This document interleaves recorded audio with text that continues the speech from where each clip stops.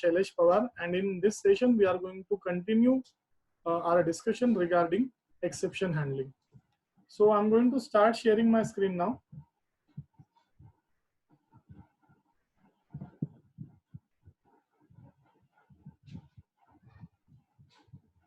So this was the program we had seen at the end of our previous session. ये particular programme हम लोगों ने देखा था एंड हम लोगों ने देखा था यहाँ पे कि ये जो ट्राई कैच ब्लॉक का एग्जैक्टली यूज क्या होता है, कैसे हम लोग ट्राई कैच ब्लॉक को एक्सेप्शन को हैंडल करने के लिए यूज कर सकते हैं. Okay, now let's continue our discussion here. Now the important thing is ये जो कैच ब्लॉक हम लोगों ने यूज किया है, इस कैच ब्लॉक को स्पेसिफिक कैच ब्लॉक भी बोला जा सकता है. Now question comes up, sir इसको हम लोगों ने स्पेसिफिक कैच ब्लॉक क्यों बोला? बिकॉज हम लोगों ने यहाँ पे क्लियरली बताया है कि हम लोग सिर्फ और सिर्फ string index out of bounds exception को यहाँ पे हैंडल कर रहे हैं. ओके, अगर मेरे ट्राई ब्लॉक में string index out of bounds exception छोड़ के दूसरा अगर कोई एक्सेप्शन आ जाएगा तो उस पर्टिकुलर एक्सेप्शन को ये कैच ब्लॉक कैच नहीं कर सकता, because this is the specific catch block which will be specifically working for string index out of bounds exception class only, or say string index out of bounds exception only. Okay, so अब एक काम करते हैं, let's run this code once again. Enter the index of the character to be displayed. I suppose I entered 12. तो यहाँ पे कुछ भी नहीं डिस्प्ले हो रहा, मतलब 12 इंडेक्स पे शायद वहाँ पे स्पेस आ गई होगी. फिर से एक बार रन करते हैं. Enter the index of the character to be displayed from str. मैंने 13 बोला यहाँ पे, and as you can see there यहाँ पे y ये पर्टिकुलर कैरेक्टर स्क्रीन पे डिस्प्ले हो रहा है.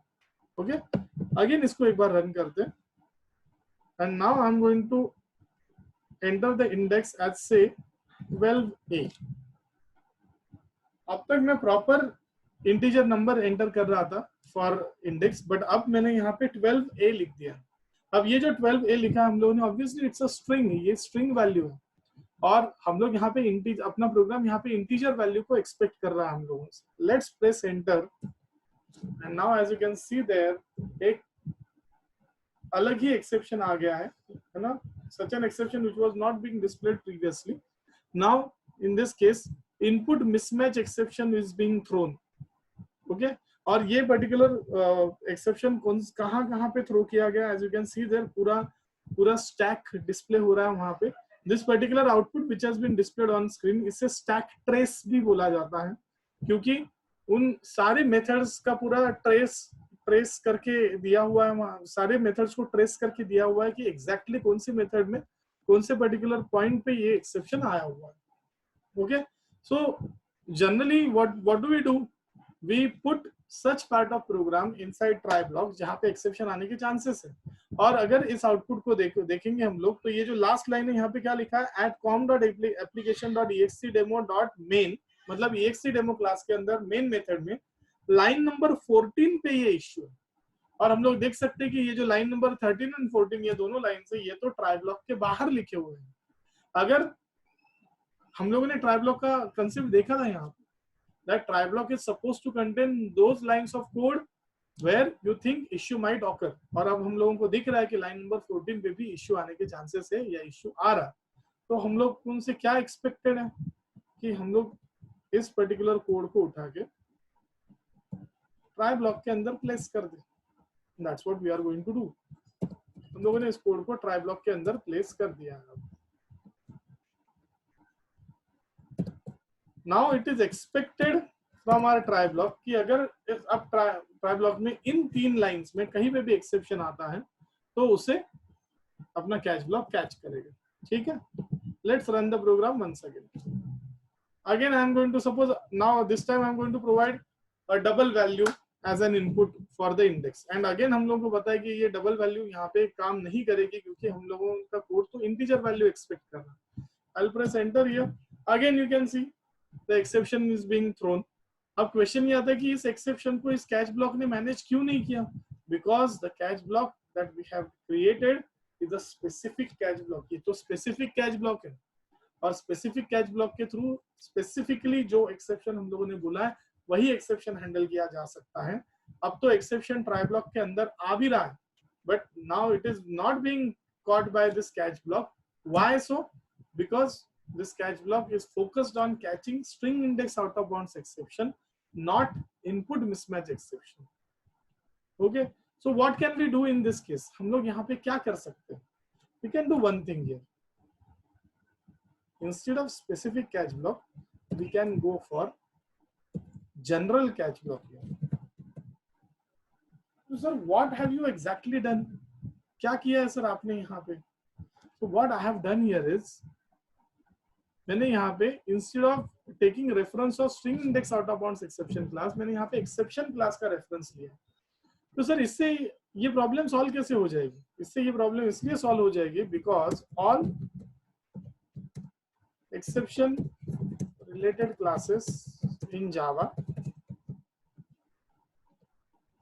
inherit from java.lang.exception class. ये प्रॉब्लम इसलिए सॉल्व हो जाएगा बिकॉज जावा में जितने भी एक्सेप्शन रिलेटेड क्लासेस हैं सारी क्लासेस इस एक्सेप्शन क्लास को इनहेरिट करती हैं. तो वी हैव पेरेंट क्लास का रेफरेंस हियर जिसके अंदर हम लोग किसी भी चाइल्ड क्लास का उसके चाइल्ड क्लास का ऑब्जेक्ट असाइन कर सकते हैं. एंड दैट्स व्हाई अब ये जो पर्टिकुलर कैच ब्लॉक है ये इस ट्राई ब्लॉक के अंदर आने वाले किसी भी एक्सेप्शन को कैच कर सकता है. And that's why I have called it as general catch block. But now we will have to be very much careful here because जो मैसेज अब हम लोग स्क्रीन पे डिस्प्ले करेंगे it should be such a message ना that can be given in case of any exception occurring in our try block. क्योंकि अब मैं invalid index provided ये मैसेज तो मैंने string index out of bounds exception के लिए लिखा हुआ मैसेज था. ठीक है. So what we can do here is हम लोग यहाँ पे जाके ऐसा कुछ लिख सकते हैं some issue. At least this is better than showing the detailed technical description. चलो इसको रन करते हैं. I'm going to provide the input as say 12.23. As you can see there, some issue occurred करके लिख के आ रहा है and end of program भी तो आ ही रहा है. And then अगर मैं सही input दूं भी, but अगर index out of bounds डाल दूं तो भी some issue occurred करके लिख के आ रहा है. तो we have saved the face here, but again point यहाँ पे ये है कि ये जो common message डिस्प्ले किया जा रहा है ये थोड़ा problematic है. तो what we can do here is exception class की खुद की मेथड्स भी हैं. तो हम लोग ऐसा कर सकते हैं कि इस एक्सेप्शन क्लास के ऑब्जेक्ट की गेट मैसेज मेथड को कॉल करके जो भी मैसेज आएगा उसे हम लोग स्क्रीन पे जरूर डिस्प्ले कर सकते हैं. Let's do this thing and let's try to check what happens. Suppose I am providing the index as 23.34 which is a double value. अगर मैंने एंटर प्रेस किया as you can see there क्या message screen पे आ रहा है NULL ये message screen पे आ रहा है नल. whereas अगर मैं out of bounds except value दे रहा हूं तो string index out of range 56 this particular message is being displayed on screen. तो जो भी डिटेल्ड टेक्निकल और जो भी एक्सेप्शन का मैसेज ना जो जावा ने डिसाइड करके रखा हुआ है वो टेक्निकल मैसेज यहाँ पे स्क्रीन पे डिस्प्ले हो जाएगा. Okay sir, can we display the prints, can we display the stack trace on screen? क्या हम लोग stack trace डिस्प्ले कर सकते हैं? stack trace का मतलब क्या हुआ? वो जो डिटेल्ड टेक्निकल डिस्क्रिप्शन लिख के आ रहा था क्या उससे डिस्प्ले किया जा सकता है? तो आंसर इज अगेन यस. अगर वो करना है we can always call this particular method print stack trace. उससे वो पूरा डिटेल्ड डिस्क्रिप्शन स्क्रीन पे आ जाएगा. तो I will just run this code. I'll say 56 here. As you can see there, our message, the technical message of for the exception is being displayed, and then as you can see there the highly technical detailed description is also being displayed. Now as you can see there the error and the output end of program is being mixed here. This is happening because of NetBeans issue. NetBeans is not generating the output in proper way. अगर हम लोगों ने यही programme इसमें देखा होता, notepad में देखा होता तो वहां पे प्रॉपरली एक के बाद एक सारी चीजें दिख जाती थी. But the point here is such kind of catch block is considered as general catch block. But if you would ask me कि सर फिर हम लोगों ने क्या करना चाहिए, हम लोगों ने हर बार जनरल कैच ब्लॉक ही यूज करना चाहिए क्या? तो answer is no, not at all. मैं ये कभी नहीं सजेस्ट करूंगा तुम लोग को। सर क्यों नहीं? क्योंकि being a programmer we should be aware of the exceptions that are occurring in our code and there should be separate message for each type of exception, है ना? ये जो हम लोगों ने कर दिया है इन अ वे वर्क अराउंड है ना, शॉर्टकट है, बट ये एफिशिएंटली अप्लाई नहीं किया जा रहा है। तो इसके लिए I would again always suggest you not to go for general catch flow. तो सर हम लोग क्या कर सकते हैं यहाँ पे? आप बोल रहे हो अलग अलग एक्सेप्शन के लिए अलग अलग मैसेज यूज करो। What we can do is we can go for multiple catch blocks here. So sir, is it possible एक ट्राई ब्लॉक और मल्टीपल कैच ब्लॉक्स? तो answer is yes, it is definitely possible. कैसे? तो अब देखते हैं कैसे। तो जो पहला कैच ब्लॉक मैं यहाँ पे लिख रहा हूँ वो है string index out of bounds exception के लिए, एंड देन यहाँ पे मैं लिखूंगा out of range index provided. ये मैसेज मैंने दे दिया, user understandable message. And then we are going to come up with one more catch block, and as we know अब यहाँ पे कौन सा एक्सेप्शन आने के चांसेस है? यहाँ पे इनपुट मिसमैच एक्सेप्शन आने के चांसेस है, जिसको हम लोग कवर अप करना चाहते हैं। इसका भी मैंने रेफरेंस ले लिया है यहाँ पर, and then here will say please enter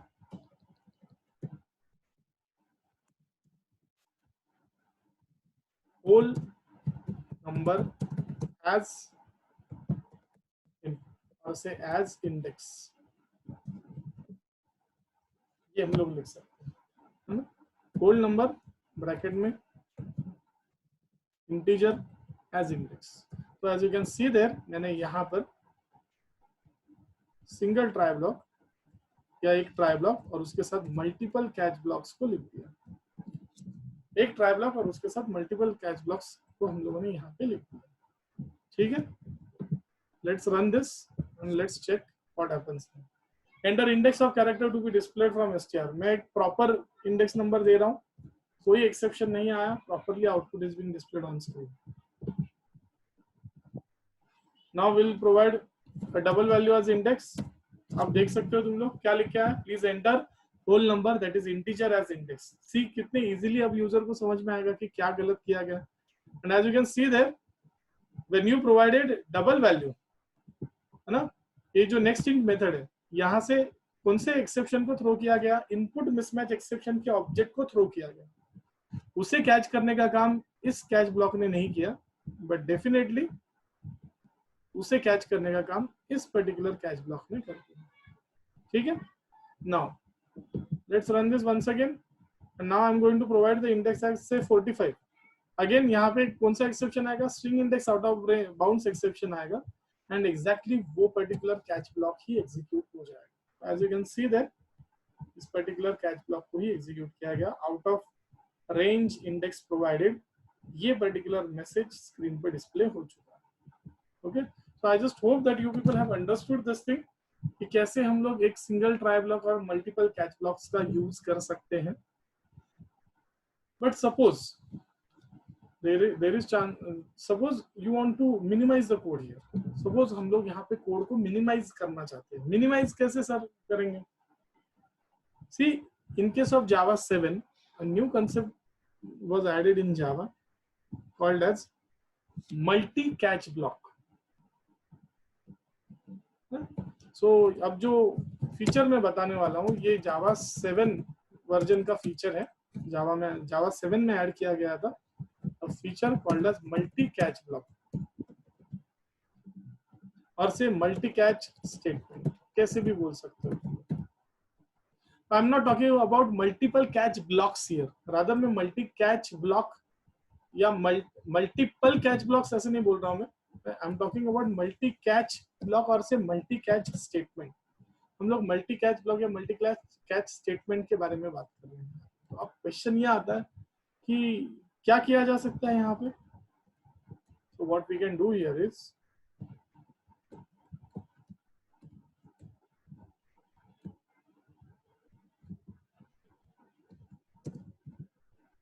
we can write code something like this, ऐसे हम लोग कोड लिख सकते हैं। Now let's focus on this part first. इस पर्टिकुलर पार्ट पे हम लोग सबसे पहले फोकस करते हैं यहाँ पे।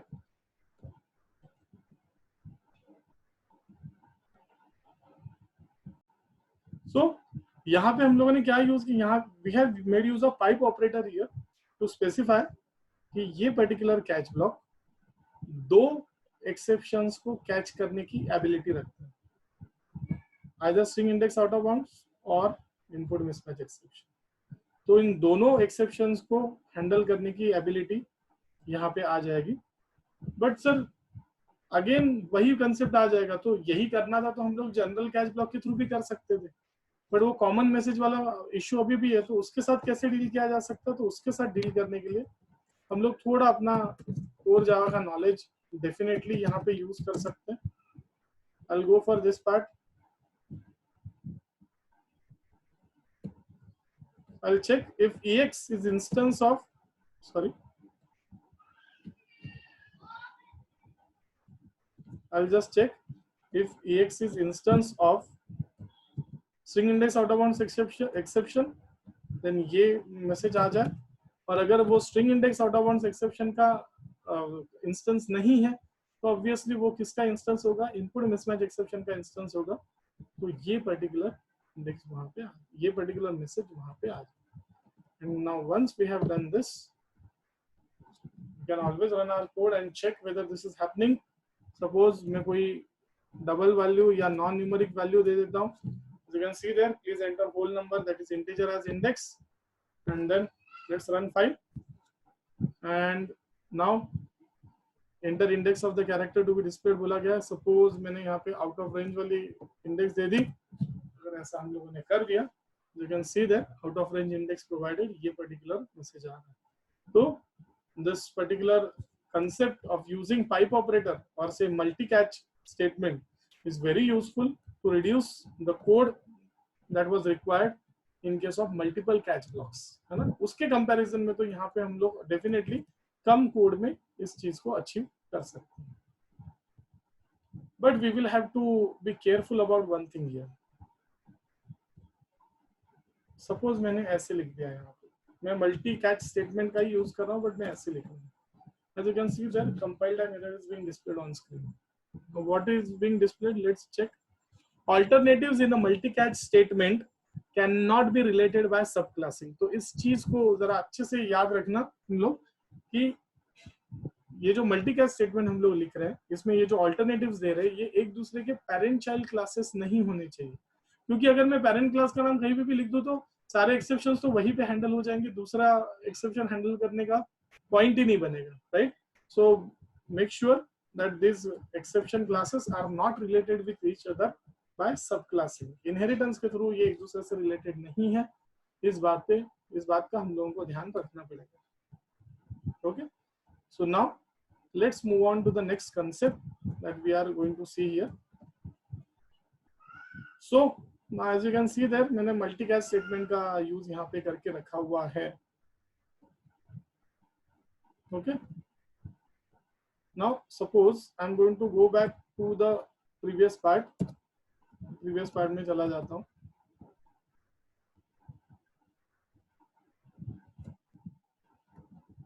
Let's bring this code at this point itself. Then we have string index out of bounds exception.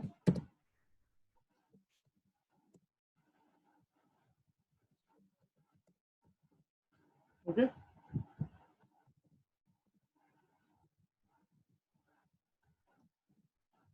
Now let's consider that inside try block, after this statement, after the call to str.caret, here I would like to print some message. Say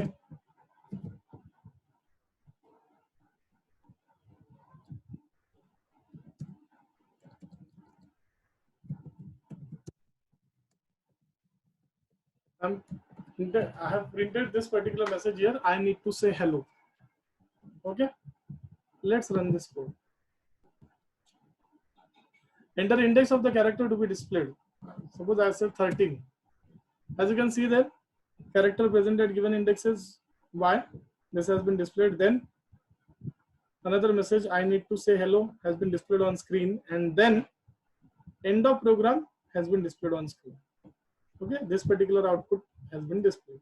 So, अब इसको run करते हैं फिर से एक बार.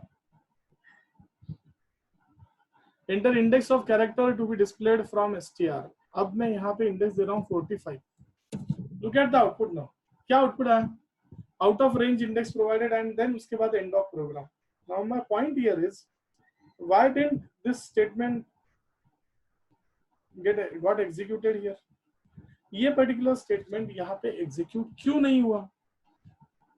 Because in case of try catch, the moment exception occurs inside try block, the point of execution will simply jump to catch block.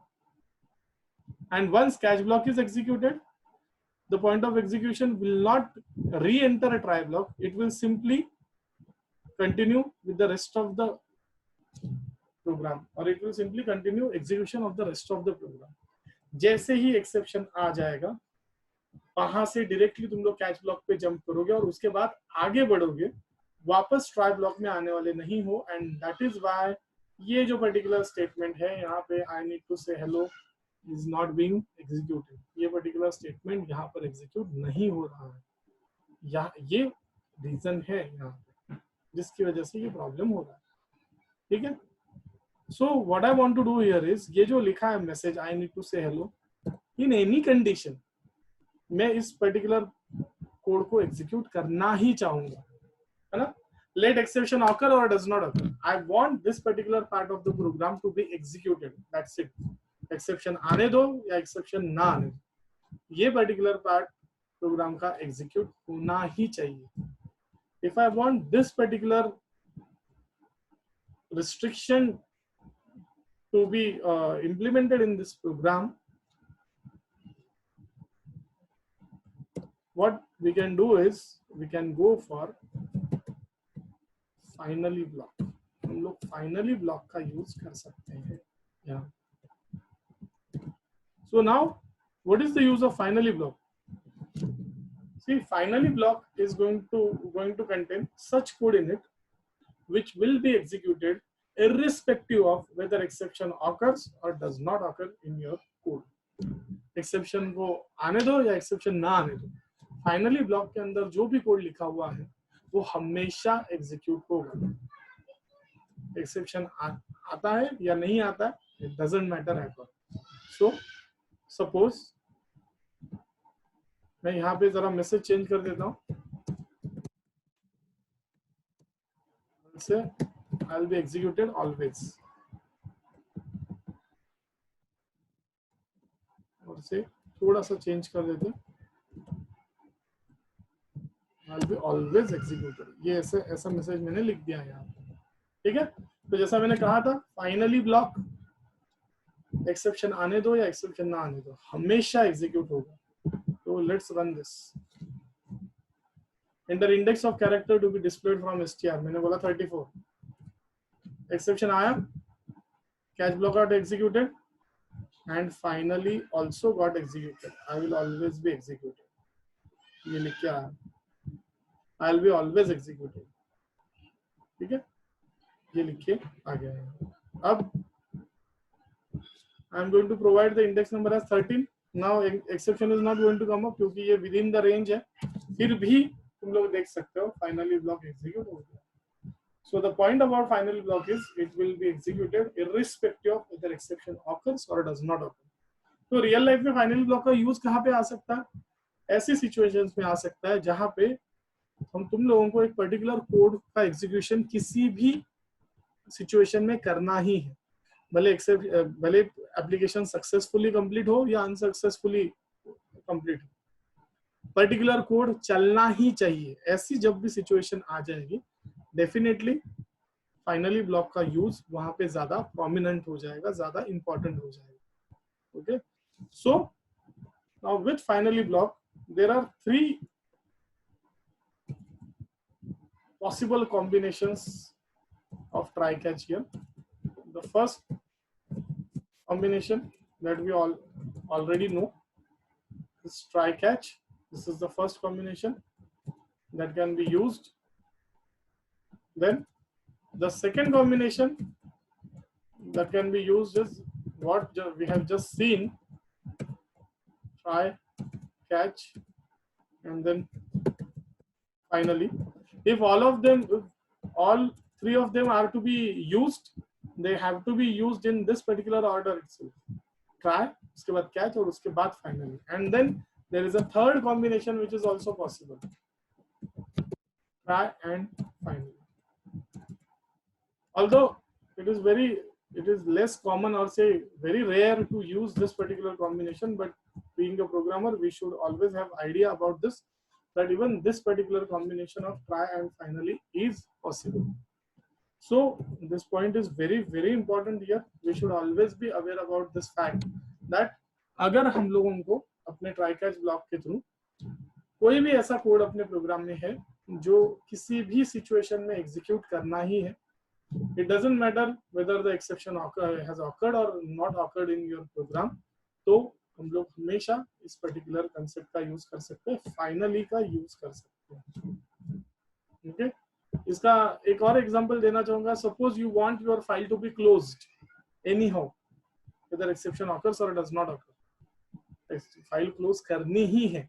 अगर ऐसा करना है तो हम लोग फाइल क्लोजिंग का जो कोड है वो फाइनली ब्लॉक के अंदर लिख सकते हैं, सो दैट भले ही प्रोग्राम में कुछ इश्यू आ जाए, फाइनली ब्लॉक चलेगा और वो जो काम उसको दिया गया है वो पर्टिकुलर काम कंप्लीट किया जाएगा.